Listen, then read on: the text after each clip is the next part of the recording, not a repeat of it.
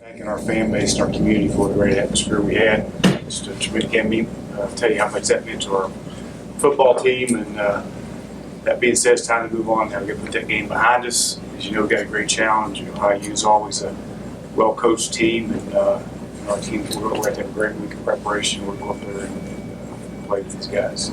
Our captains for this week on defense will be Steve Dillon and Taj Letman. On offense, will be Michael Selby and the Swede. It's going to be great time you go on the road. It's critical. You've got great leadership. Along with those four guys, we've got to provide that along with the rest of the leadership on this team. If you don't have great leadership on the road, you've got no chance. So it's going to be something that we'll make sure we have. But as you know, we have great respect for Coach Solich and that team up there, that team getting ready to go play, and he'll have them prepared, and we're going to make sure we have our guys prepared too. Physically not coming off a game like that in a short week and arrival, all that together, kind of gets your attention. Yeah, you got to put, you know, any time you play, you got to put it behind you quick. You got to move on regardless. And, you know, our guys have been able to do that. We got to make sure that happens. And, you know, in our case, it's a really quick turnaround. We got one last day. They did a good job of scheduling. They played on Thursday, which means they got 3 extra days on us. Plus, Sunday didn't help us, so they were smart. It was great exposure for us. We had to do what we did, but it makes it tough going into this week. So a lot of catching up to do, and our kids worked extremely hard at it yesterday, and back to work again today. How much do you have to stress to the team, making sure you don't come off with an emotional letdown after that big game and the win over Purdue?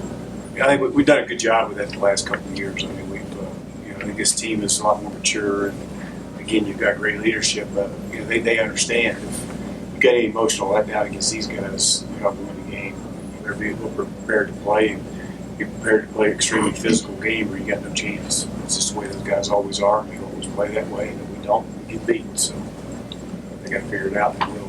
How important is it, Doc, when you're in this situation with the short week and you're playing a rival after a big game, that you had so many fifth-year seniors, redshirt seniors that kind of have been through this more than anybody?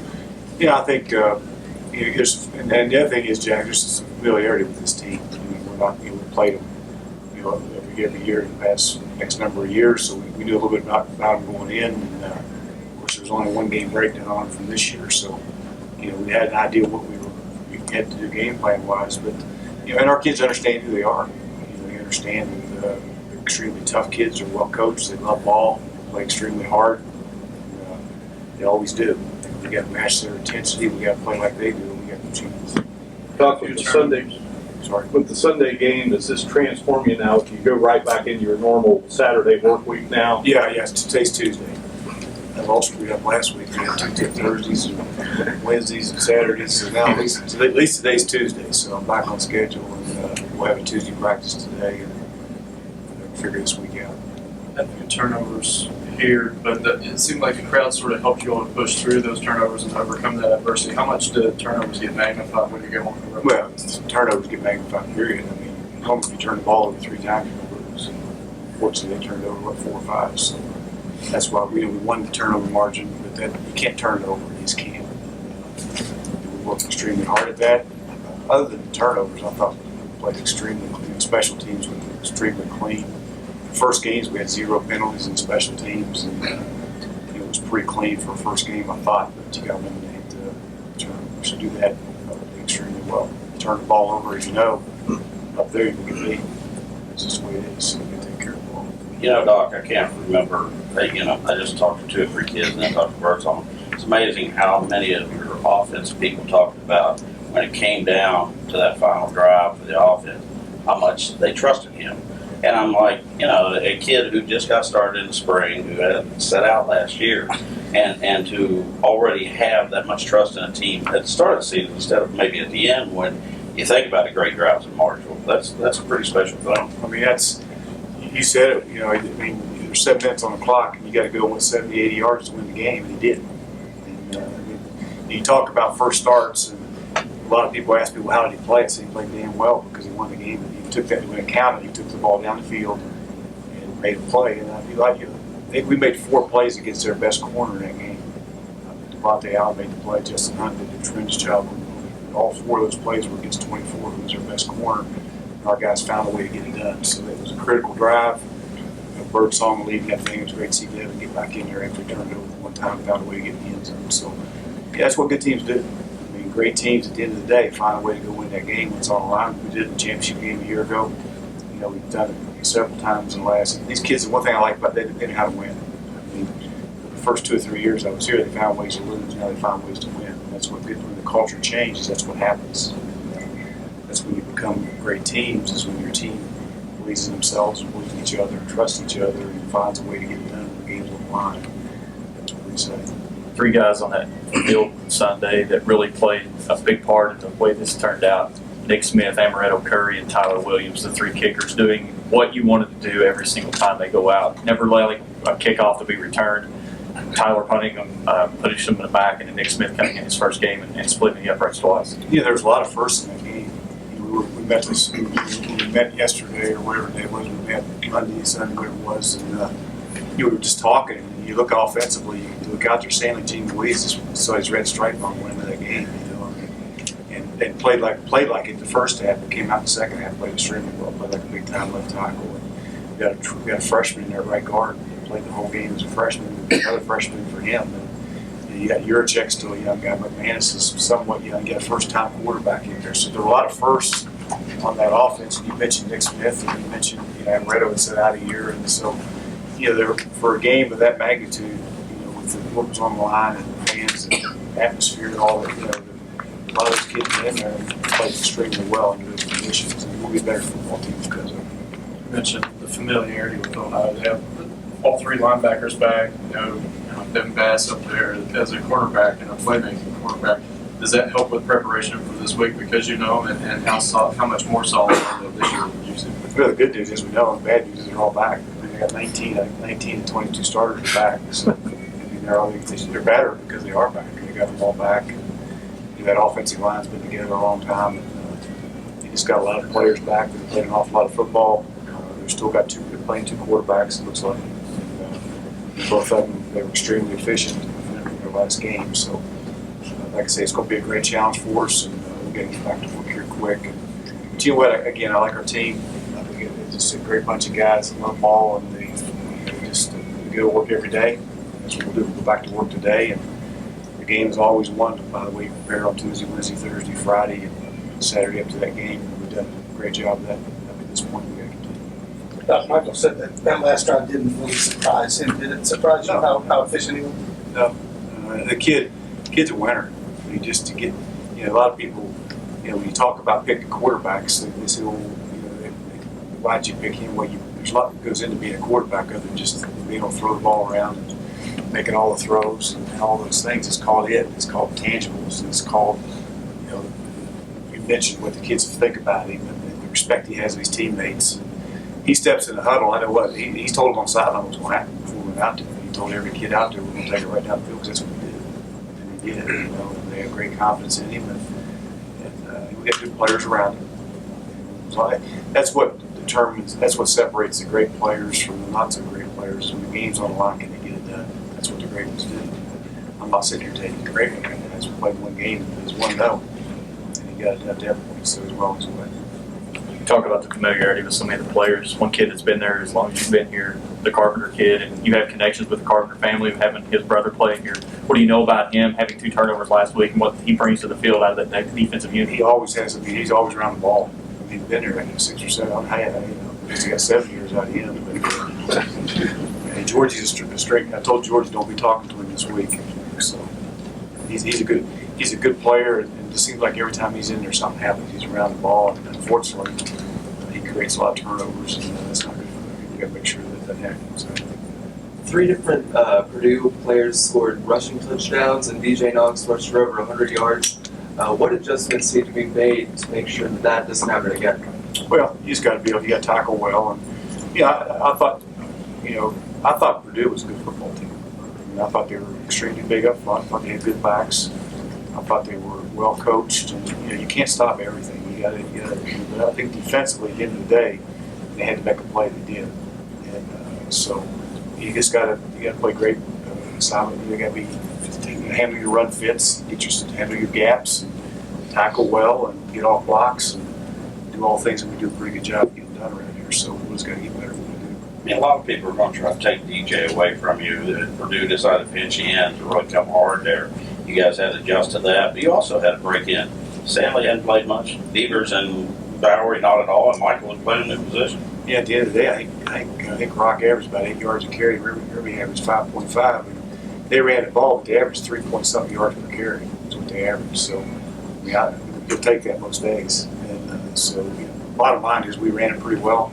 They ran it okay, and at the end of the day, we won the game, which is what matters. So, we got to get better. I mean, I think, and I've said it many times, I think the most improvement a football team makes is from game 1 to game 2. And we got to try to make sure we do that. We can improve. We played well in all 3 phases for the most part. We got to continue to improve in all 3 phases. If we can do that, we get a chance to be a good football team. Times in the past where the secondary was in position to make plays and would drop interceptions or things like that, but it seemed like every time they got a chance on Sunday that they were able to make that plays. They had confidence boost. Yeah, Coach Heater does a tremendous job coaching those guys. They're good players. Taquan Lang, like I said it when he came in here as a freshman, was a tremendous football player. There's this thing called it. I mean, he didn't get recruited by a lot of people because he's 5'8". He's 175 pounds, but I guarantee he can play for anybody in the country. He's got, he's physical. He's fast. He's just a good football player. He's got it. That's why people make mistakes recruiting. Is they recruit based on all these measurables and everything else. They don't turn the film on and think, can they play football? Do they have it? He's a good player. I'm glad he's here. I mean, he ended his own 17 tackles and 2 return for touchdown. But we were talking downstairs to Todd about his interception. He said that Lang read their tight end was blocking, but he just came and he really set that interception up. Yeah, and again, they're well coached. Coach Heater, he coaches them up. And Baxter maybe had an interception there towards the end. So again, that's what good teams do. They find a way to make plays. And, every one of those interceptions was caught. He got that second interception because Steve Dillon was right in his face. As you mentioned, Taj's. So there's other things that went into those interceptions that you don't see on the game day, but Keith did a tremendous job. Doc, you mentioned Keith's interception. How great was that for him to be able to have a pick like that helped seal the win for you guys? Well, you all know that Keith Baxter is a great kid, and he's got through a lot of adversity. Anytime he can be successful, it's the first camp he's been through, and he had a little. In fact, he had a cast on his hand. I think he got better with that cast than he does without it. So that's good. We're happy for him. Yeah, you mentioned the new guys on offense. How some of the new guys on defense did? Keller, Tyler. Kyler plays tremendous. He just plays so hard. One thing about that defense, you watch him play. They play hard. They run the ball. They play hard. And teams that do that, good things happen for them. But Keller played extremely well. Gary Thompson, I thought, we've been getting on his ends a little bit. They kind of disappeared a little bit in camp. They played. Gary Thompson played really well. Armand's Daniel, Joe Massaquoi, Trey Tyler. You mentioned. I think he played like 50 snaps. Played well for us. So there's a lot of new guys, a lot of new faces in there, just like on offense that went in there and for the first time they played well. You went to the nickel and often you kept DJ Hunter in the game. Was that That's when DJ's in there. It's not our nickel package. Well, I'm sorry, he is in their nickel package because instead of taking him out, at times we'll play him in there as a 2 linebacker set. So he's not the Sam backer. We'll take him out and put him with Mike or Will because he's a good player. And we want him on the sidelines watching. So at times, right, you're right. When we're nickel, he's in there with McKelvey or he's in there with Husky. And then also there'll be in some 3-down joker packages and he's in there also. So he's just a good football player that we want to keep in the game. So whenever we are in nickel, he's not always punching. Expect to get Petty back this week. I know. He got shot. Sure. How did Steve Dillon sort of take over? Jarquez goes down late in the first half, and 10 points in the second half, only 1 touchdown, and I think last 23 minutes just. Steve Dillon's played tremendous. That's why he's our captain. And you watch him when he was unbelievable. He ran the ball. We got some young guys got their feet wet. We had 2 freshmen went in there and played in the second half. And that's a good deal. He went there. Naquan Harris went in and played, and so did Jason Smith. So those guys, it's great to see those guys play. Jarquez's status? He's going to be fine. And again, we'll talk about injuries, but he'll be fine. Selby got his first start at center. What did you kind of make of his calls up front? Played really well. He's our captain again this week. He made all the calls. He's just good. Selby's like Jasper. He's just well. great kid that works extremely hard at it and played really well. Lang and Letman put a lot of pressure on Leggett too. They better get back out to practice. We got to be sitting over watching. That's what happens. I mean, and it's not. A lot of it's not AJ's fault. He's got practice. He's had some injury issues, but there's not such a thing right here as a game. I mean, you don't go playing games, you don't go practice. You can't. I don't hear that. I mean, you're either prepared during the week or you go sit over and watch because that's the way it is. And we got done. You know what? The great thing is we got enough players now that we don't have to play guys that don't practice. So, you're going to be prepared or they're not going to play. I don't care who you are. So. Justin Hunt made a couple of big catches, Doc. He was hurt a lot last year and then finally got an opportunity. What's different about him now than, say, last year before? Just the way he just works at it. Just the way he goes about his business. He practices extremely well. He had a great spring, if you remember. Carried over in the fall camp. And what's great is it's given us the opportunity. Him and Devontae on one side. We can roll those guys as two really good players. And then with Reeves starting to develop. Reeves starting to develop at the outside receiver. He's playing well, and him and McManus can split reps. So we're not playing those guys 50, 60 snaps. They can be fresh and roll them in there. And we played Nick Matthews. I don't know if y'all noticed or not, but we got Nick Matthews got in there. I think he played 18 plays. So if that ball had been a little bit better thrown, he had his first touchdown. Obviously, last year's team rolled against OU. How much more are you kind of expecting out of Say again, I'm sorry. last year's Marshall team rolled against OU? How much more are you kind of expecting out of Bobcats this year? Well, no, we got guaranteed they're going to be extremely well prepared. I'm sure they're not happy. I mean, he's going to practice that. I guess they met all day yesterday, so they're going to be ready to play. Coach Holden's a tremendous coach, and he's going to have them ready to go. They're playing in their stadium. It's going to be a packed house. We need to make sure we get a bunch of people up there too. We always take a lot of people there. We need to get a lot of people there to help us and deal that great play. It seemed like Darius Vick's composure against Idaho, but it seemed like he was commanding things a lot better than last year. Is that answer? Quarterback Darius Vick. Yeah, he's a year older. He played both of them. He's a year older, and he's played a lot of football for him. So anytime he plays as much as he's played, there's no doubt he's going to be a better player. So he'll be a handful. Both those quarterbacks can play. Small sample size on their offensive line. Now, they didn't score much last year. One game sample size. How much better is that O-line a year older, a year wiser? Just especially in college, anytime you get through another spring, a whole nother winter workouts. Dave Johnson coaches those guys up there. Dave's a tremendous coach, so he's got them. They're going to be a lot better. They are. Film, they're a lot better. Yeah, Doc, you mentioned Dave Johnson, and they're in his coaching circles, and you're all past cross, I believe, as players, correct? Yes, a little bit older, but not a lot. Doc, what was your takeaway from Saturday's game that wasn't evident, say, right after the game when you talked to the players, after watching the tape? What jumped out at you that, hey, this wasn't evident what was going on? I don't know what. I just thought it was really a physical game.